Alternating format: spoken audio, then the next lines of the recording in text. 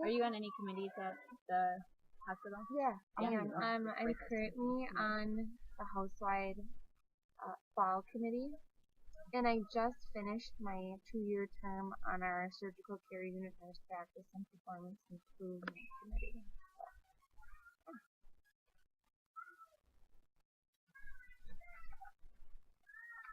Okay.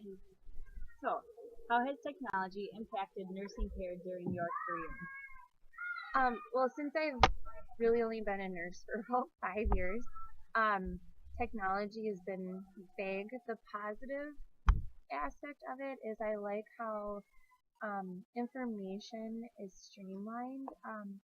So especially in acute care with um, turnover of patients being so rapid, we have a short period of time to try to get a like the complete picture of our patient, and then still provide them with the effective and progressive care. So what I like with technology is being able to have access to that information and their history, so we can provide holistic care in that short period of time we're caring for them. The negative that I find is in the RN role, we are responsible for a lot of documentation. So at times, many of us feel that we are taken away from being at the bedside with the patient because we have to chart Right. through documentation. So, with that, how do you keep the focus on patient care rather Um, than? Trying to keep just being able to delegate effectively, so that some tasks can be done by our supporting staff, like a PCA. We also utilize admins on our unit, so that maybe I can get the documentation done in like a quick but efficient manner, and then I can get back to the patient at the bedside. And what always brings me back to trying to focus on being at the bedside is, for me, when I went in there nursing and I take care of patients, I just kind of look at the patient like, what if this was my grandma or my mom or my sister? So I never try to lose sight of that. Have you encountered malfunctions of technology in your work? Yeah, we've had unexpected downtimes we use the, I don't know if it's server or the computer program Epic for our charting. So not that it happens very frequently at all, it's very few and far between, but where we've had unexpected downtimes. So that makes it hard because let's say we have to do a medication and we have a sophisticated system where we scan the patient, scan the medication in the computer, and it really helps to greatly reduce med errors. But during that time, it's down, so I guess the risk of it, med error may be up, but just reminding yourself to do those double checks.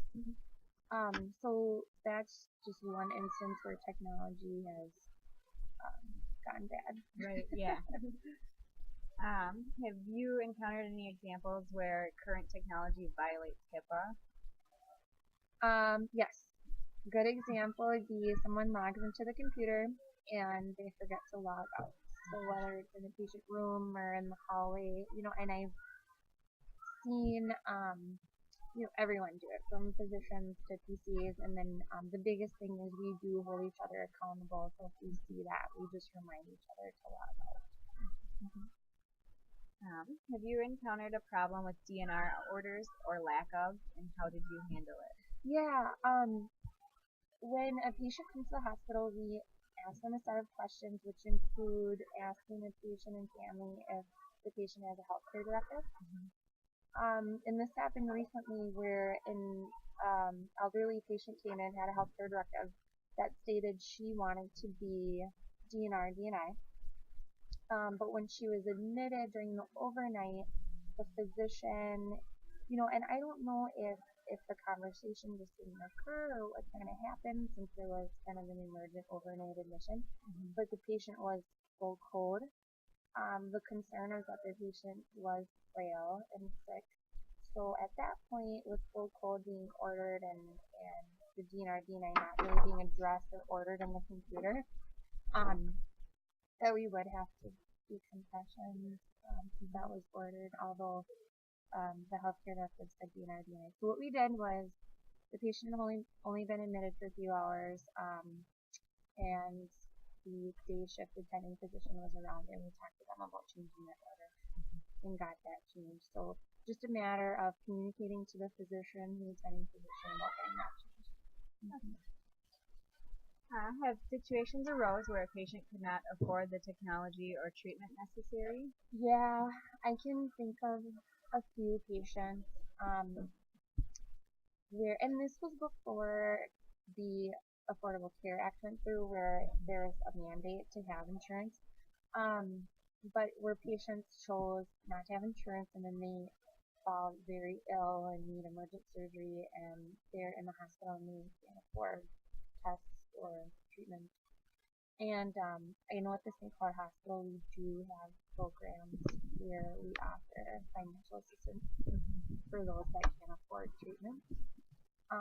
I am not a part of how they get selected or okayed with that. I think social workers are involved with helping in that part. What kind of issues have you encountered involving controversial technologies like cloning and stem cell research? In my career, I haven't experienced any like first-hand issues with. Sorry, that's my dog. Any first-hand dealings with stem cell research or cloning, nor a patient never mentioned it before either. So okay.